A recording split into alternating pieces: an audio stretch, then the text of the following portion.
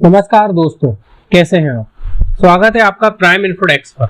आज मैं एक ऐसा सवाल लेकर आया हूं जो शायद आपने कभी किसी से सुना ना हो, लेकिन अगर इसे ध्यान से सोचेंगे और सुनेंगे तो शायद आपके रोंगटे खड़े हो जाएंगे। क्या क्या हमारा कैमरा हमारी आत्मा को कैद कर सकता है? अब आप सोच रहे होंगे, अरे भाई ये भी कोई सवाल है, कैमरा तो बस एक मशीन है, फोटो खींचने वाला यंत्र, इसमें आत्मा कहां से आ गई। लेकिन जरा सोचिए, कभी गौर किया है, जब आप किसी कैमरे के सामने खड़े होते हैं तो एक सेकंड के लिए आप खुद को वहां रोक लेते हैं, उस कैमरे के सामने अपने आप को रोक लेते हैं, चेहरे को हाव भाव बदल जाते हैं, एक मुस्कान जबरदस्ती आ जाती है, या फिर कुछ लोग तो अपनी नजरें तक झुका लेते हैं। क्यों? क्योंकि हम सबके अंदर कहीं ना कहीं एहसास होता है कि कैमरा सिर्फ हमारी तस्वीर नहीं खींच रहा है, वो हमारी सिर्फ तस्वीर नहीं ले रहा है, वो हमारे अंदर झांक रहा है। पुरानी सभ्यताओं में से कई पुरानी सभ्यताएं हुई हैं और पहले थी, जिनमें माना जाता था कि अगर कोई आपकी तस्वीर खींच लेता है तो वो आपकी आत्मा का एक हिस्सा अपने पास रख लेता है, ले लेता है। नेटिव अमेरिकन और अफ्रीकी जनजातियां ये सभी इस विश्वास को मानते थे।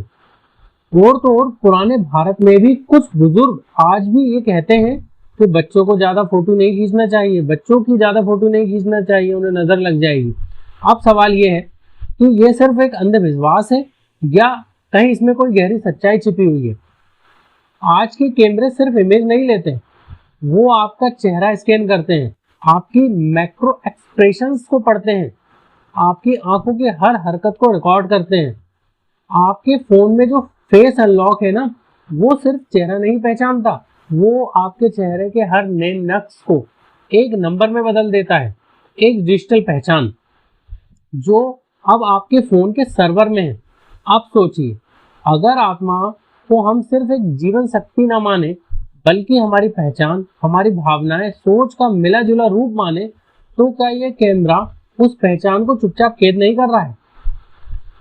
आज हम जिस दुनिया में जी रहे हैं वहां हर जगह कैमरे हैं, ट्रैफिक सिग्नल पे, मॉल में, ऑफिस में, मोबाइल्स में, हर जगह हमारी तस्वीर खिंच रही है। हमारा हाव भाव, हमारा चेहरा, हमारा चेहरे का हर रंग, हर चीज रिकॉर्ड हो रही है। हमारी पूरी डिजिटल आत्मा बन रही है, एक ऐसी आत्मा जिसे अब आपने कभी नहीं देखा, लेकिन कंपनियां, सरकारें और सिस्टम उसे हर पल देख रहा है।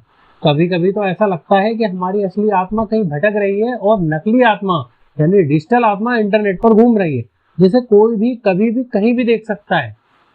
और सबसे बड़ी बात, हमें इसका पता ही नहीं चलता।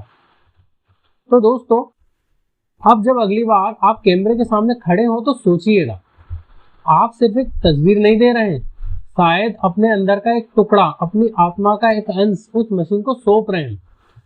क्या कैमरा हमारी आत्मा को कैद कर सकता है?